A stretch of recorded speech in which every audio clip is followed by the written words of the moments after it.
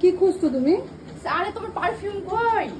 আমি যা নতুন নেবো তা সেটা তোমাকে আগে ব্যবহার করতে হবে। রজনীগন্ধা আমি মাখি না, আমাকে ভালো দাও। তুমি যেটা কিনলা যে কালকে, আমি লুকিয়ে রেখেছি তোমার জন্য, দেখাবো না। ও ঠিক দেখে নেবে। এই দেখো ছায়া আন্টির নতুন লিপস্টিক ইউজ করে নিলাম।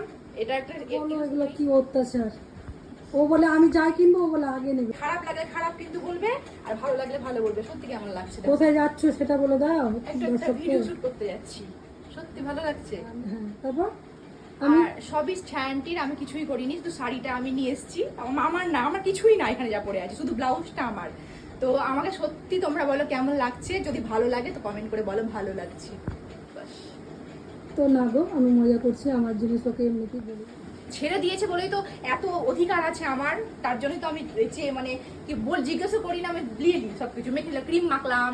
হ্যাঁ, ক্রিমটা মাখলাম, বলতে সেটা ভুলে গেছিলাম। আমি জিজ্ঞেস করি না বাবা।